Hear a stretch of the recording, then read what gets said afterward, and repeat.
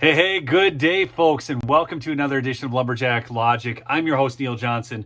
Always excited to be with you, excited to share the news with you.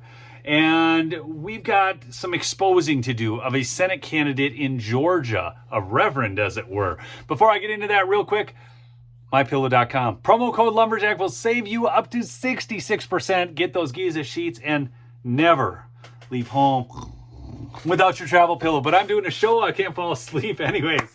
In case you hadn't heard, Georgia Democrat Senator Raphael Warnock's 2016 marriage to Olia Ndoye, whatever, headed to divorce court in 2019 and ended in 2020. Since that time, however, the couple has been engaged in ongoing battles over the terms of the settlement and child custody issues. Now, as the midterms approach, and Warnock will likely be facing an uphill battle to win full term of his own, he's asking a judge to seal the court records. So, on one hand, he tries to tell us, he's above reproach, and then he says, well, seal the records. Now, I am of a couple minds on this, and the writer here for Hot Air, a guy by the name of Jazz Shaw, is of two minds as well, and I tend to agree with him, so I'm going to kind of go through that. It's very important. The reason his attorneys have offered is that his political opponents could use the messy breakup and subsequent legal actions as campaign fodder against him.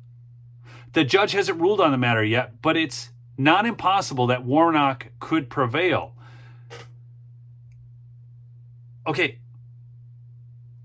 His reason is that they could use it as campaign fodder against him. So he's obviously concerned about that. Now, like I said, I'm of two minds.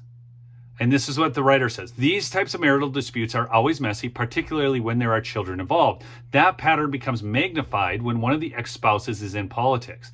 This case is no different, so it's not very surprising to see Warnock attempting to have the record sealed. I've always been of two minds when the questions like this arise. My gut instinct is to say that the matter should be kept as private as possible, to minimize the risk of causing unwanted attention to be focused on the children, putting them in harm's way, or at least making them the recipients of unwanted intrusions by the media or the public. It's hard enough to see your parents breaking up without having people chasing you around with a microphone when you're a child. All great points, valid points. I think we can all agree on that. But at the same time, Warnock is now a sitting elected representative, so his personal right to privacy is largely overridden by the public's right to know who they are voting for.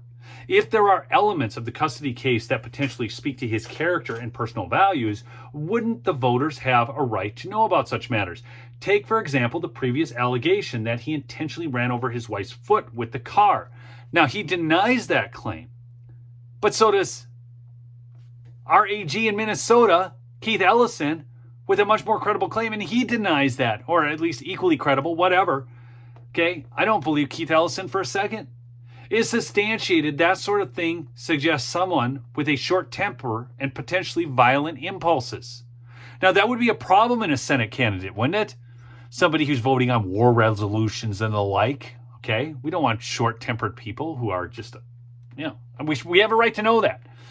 So the current allegation by the ex-wife involved incidents where he has failed to pay for child support costs, didn't show up to collect the children for his designated days, or sent other friends to pick them up and deposit them with babysitters. He's a busy man, But maybe it never happened. Now it's accusations, right? Clearly none of these things rise to the level of child abuse or physical assault. But if they speak to questions of personal responsibility, not to mention devotion to his family, are those issues the public deserves to know about? Again, folks, it's complicated. I understand all that. But here's the thing. He wants these sealed. And he does supposedly sit in a pulpit. He's a minister. Now, his ministerial things are a little wackadoo. And if you haven't looked into that, go start looking it up. I don't have time enough for that on this episode. But I just wanted to call into account, this guy wants these records sealed. What is the real reason behind that? Is he guilty? Does he not want people to know?